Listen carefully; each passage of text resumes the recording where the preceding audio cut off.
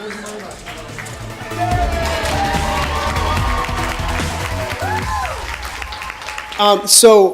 terms of Hotel Transylvania, what I'm curious about is how you initially got involved in the franchise to begin with. Well, it was at the time I was just finishing up Symbiotic Titan, and I wanted to get into features, and I was actually in development with Sony on a different movie, and it was going, real slow like development does. And then they go, look, we just have this opening, and we really want to make this movie. Can we show it to you? And so they showed me some of the artwork, and I got it. I got it right away. I'm like, oh, this is like a silly Mad Magazine version of the iconic monsters, And I saw it in my head. I saw this cartoony, irreverent, silly movie with some heart, and they bought on board, and so that's how I got involved. Awesome.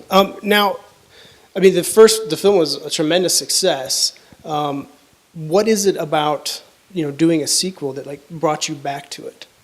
I think it was, I think the sign of any good property is you have ideas for it. I always used to say when I was in television, once I come up with an idea, I have to write 13 episodes just like that, 13 premises, Because if you struggle, if you go out west or in outer space, by your third episode, there's a problem with the idea. And so Hotel Transylvania was like that, We had so many ideas, the studio had ideas for a sequel, Adam Sandler had ideas, I had some ideas.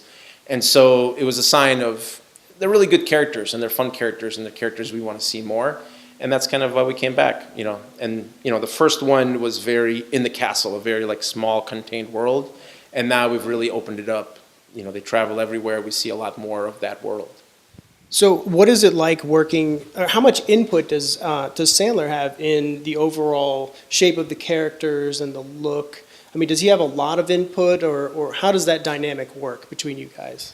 Well, the look was kind of established in the first movie, so that was kind of in place, But otherwise, yeah, him and Robert Smigel write the script. They kind of look over our storyboards. They want to make sure we execute all the jokes correctly and to their vision. And, they're professional comedians, so it's always kind of, I've done some stuff too, obviously, but it's a whole different thing, And so, and Adam does the voice of Dracula, and he has a very specific take on him, And so they're very, very involved. So, I mean, in terms of their look and their appearance, that's more like you guys kind of bring it to them, and then they just say, yeah, that's cool. Or... Yeah, for sure. Yeah, we'll, I'll pick, the things that I think work, and we kind of show it to them, and most of the time they like it. Sometimes they'll have a note oh, I thought this would be that, or that would be this, and we either have a conversation, or if, I see it their way, I'm like, oh yeah, okay, yeah, we could do that. That's totally fine. So, and this one is, as you said, you're taking it out of the castle. What can audiences expect in terms of what will be different or better, or how is it going to differentiate from the first film? I think we have a more, we have a nicer color palette. I don't know if audiences care about that, but for me it's big. It's a very nice, cartoonier color palette. And then the animation is just as fun, and we're pushing expressions even further than we did in the first one. So that's really fun, and it's silly, it's just a silly ride, and at the core, it's really fun because it's about family, And one of the great things about the second one is we get to introduce all these new characters, which makes always a sequel better. You guys got Mel Brooks.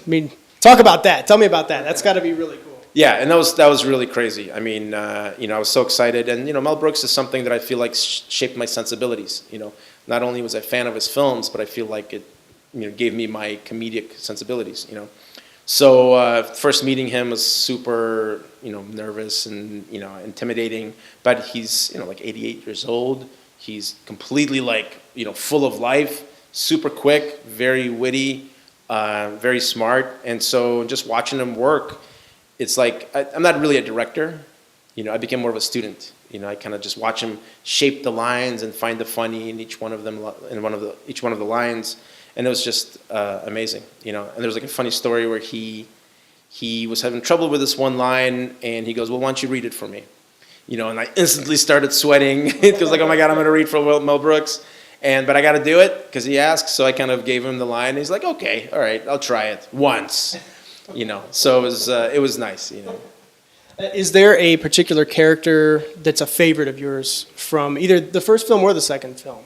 I've always liked what we did with Dracula. Dracula's such an iconic figure.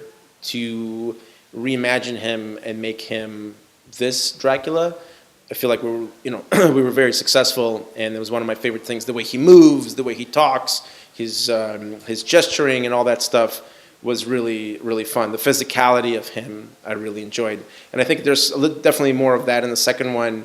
And also, you know, creating Vlad and his cronies from scratch was great because we tried, you know, because Vlad is this crotchety old man, you know, more old textures and veiny nose and stuff and wispy hair. So we got to do more fun that way. Awesome. So I understand you're working on a new project for Sony Pictures Animation. Can you tell me about that at all? Yeah, it's called Can You Imagine?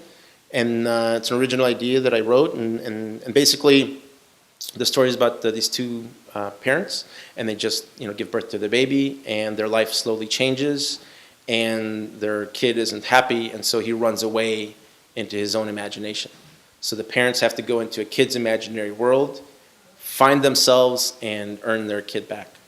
Oh, that sounds very cool. The other question I had was, just because I have to ask, because I'm a total Samurai Jack geek. I understand, like, before originally you were going to direct a feature, I believe in 2009 or 2010, and then that didn't happen. Is there any chance, or could you give me an update on where a Samurai Jack film may lie somewhere? I don't know. It's been a long road. Like, it's the one interesting thing. I've been through it 4 times now.